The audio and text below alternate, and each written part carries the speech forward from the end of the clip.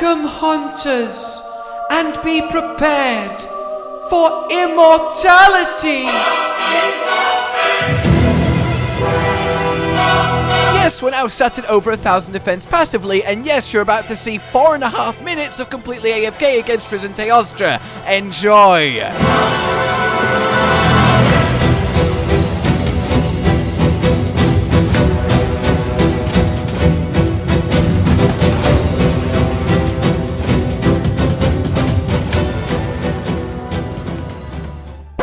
Okay, seriously, what is the actual point if you're not even going to be killable? It's not even a fair hunt at that point, so I'm not going to fight you, okay? Absolutely ridiculous. I can't believe this armor set that creeps going on like I'm risen pound, my strike 140, it's still kind of Hello and welcome, my fellow hunters, my friends one and all. Today, we witness the birth of the most powerful version of the Immortal build that has ever existed. Not just in Sunbreak, but full stop. Title Update 3 has unlocked the potential and power that was so tantalizingly teased, and is now ours to command.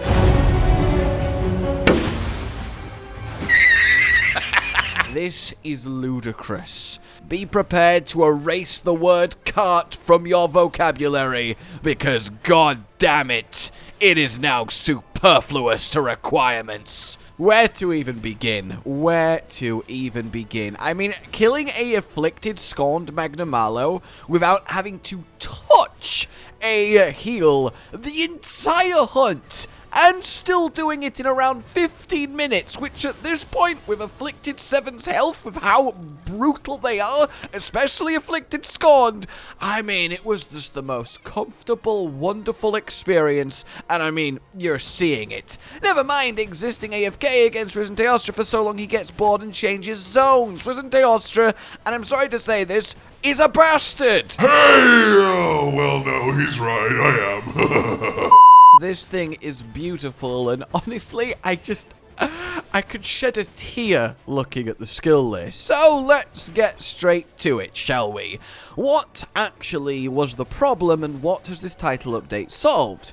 Well, the thing is, in Sunbreak, and this is a great problem to have, but there are too many exemplary immortal fueling skills, and we simply couldn't have them all because most of them were unique to the armor that they were on, and you couldn't get them through curious crafting, you couldn't get them through decorating, and you couldn't get them for your talisman.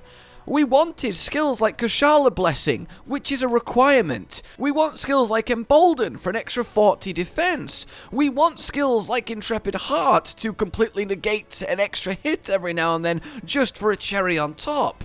We want skills like Furious for extra defense and Elemental Resist sat in Orange Scroll. It's really potent defensively. We want skills like Bloodrite so we're healing massively on top of being unkillable when we're attacking the monsters. But it was just impossible. Until now, because we have a Bloodrite decoration, we have a Kushala decoration, and basically, ladies and gentlemen, It's good. It's good. It's good. So let me run down what the new final Immortal set is actually working with, because I really need to stress just how insane this is. We have our full defense 7, of course. We have a full set of Defiance, of course. We have Bloodrite at max, Divine Blessing at max, Recovery up at max, Recovery Speed at max, Kushala Blessing at the level 3 that we need. We have the Embolden. We even managed to squeeze in the extra Heroics from our defense when we're low. We get ourselves at least the 1 rank of Furious, and we get ourselves the Intrepid Heart and Spirit Bird's Call, and then all of those other offensive, useful skills mixed in, strewn about, just make it that much better. And I cannot stress this enough, ladies and gentlemen, the only way for Immortal to get better from this point onwards is to comfortably allow us to have all 3 ranks of Furious, and then past that, it's simply back to normal offensive skills to kill harder while Immortal. That is to say, ladies and gentlemen, it is entirely possible that come Title Update 4, Immortal will quite literally be peak. But that doesn't matter, because now, thanks to these decorations and the new armor, I mean, it's already absolutely insane. You just cannot die. The amount of healing that is pouring in is insanity. The damage reduction that you have stacked up is ludicrous.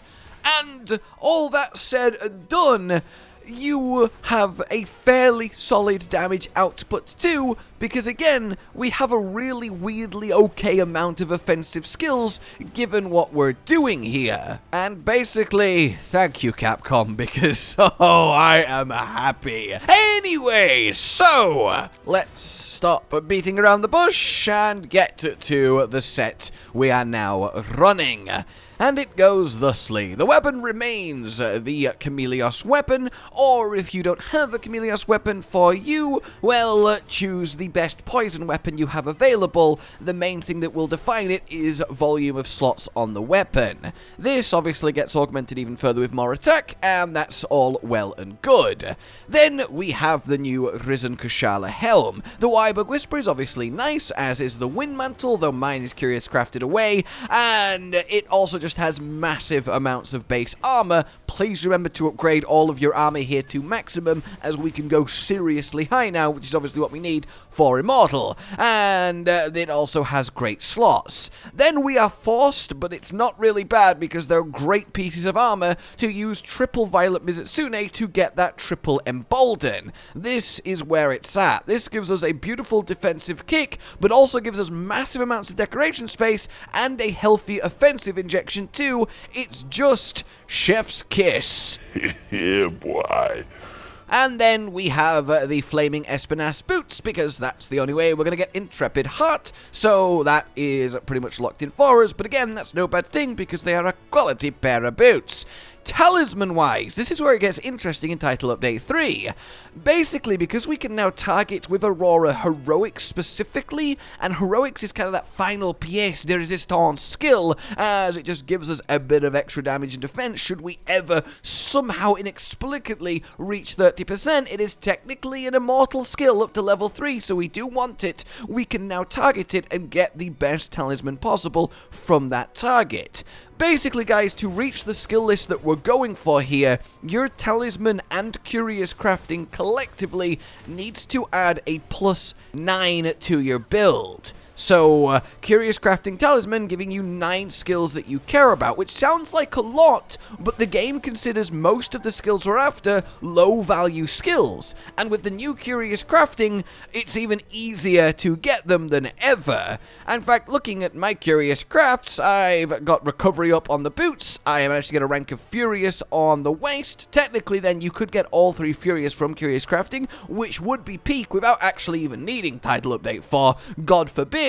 And I've gone for just pure defense on the arms, because it's not really a skill you want to drop there. And then we got a massive bit of Bloodrite on the chest with an upgrade of slot, and the helm gave me a bit more recovery up at the cost of the Wind Mantle. The foray is nice too, because we do have a poison weapon, and honestly I found Wind Mantle not that necessary for the Great Sword, Rage/Adamant/ version of this, but if you're adapting it to your own weapon, you may want to keep that Wind Mantle. But you see how easy it is to get the stuff we care about from Curious Crafting. Either using skills to deliberately roll away something useless for a defensive option, or just going full stability for guaranteed plus armor and resist.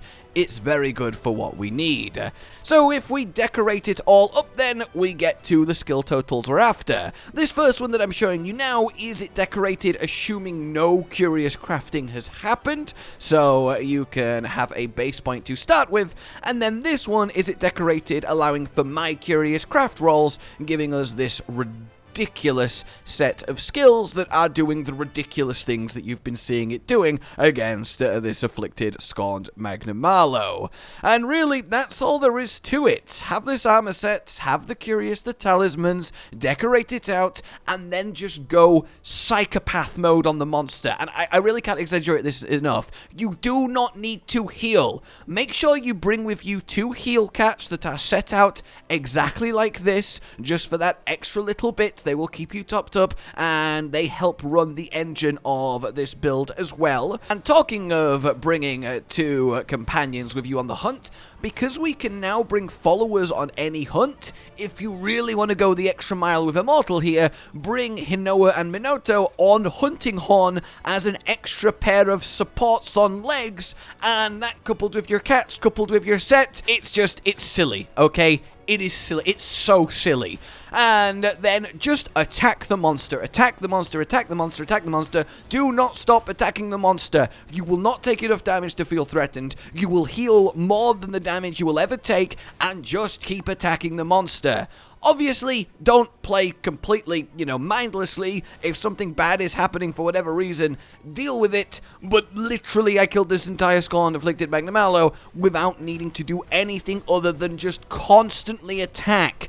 And that is so much fun. More than how much fun it is to literally be unkillable in Monster Hunter. That is great, and it is great. But it's also so much fun to literally never have to stop doing anything but use weapon on enemy. And that is another massive benefit of immortaling it up. And I, for one, am just so massively chuffed. This really is the title update for Immortal. We don't have to pick and choose which skills to get, which to drop. We can have literally everyone tangibly defensive skill in the game at once now, and it brings me no end of pleasure. Oh yes.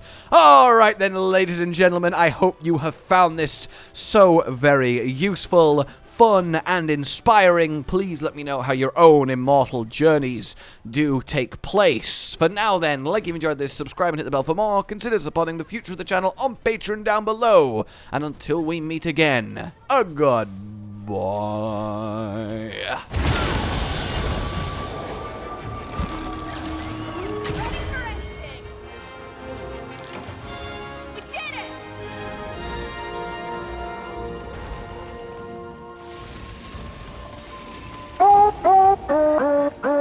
Josh, Cotton, and Hollow with the videos, dropping the humor like a hammer on your tippy toes, bringing entertainment on a daily arrangement to take our insanity and turn it into entertainment. Yes, I said entertainment twice, to reiterate that it is nice to look into your faces on a mostly daily basis when you let us in your homes to make the whole world a stage.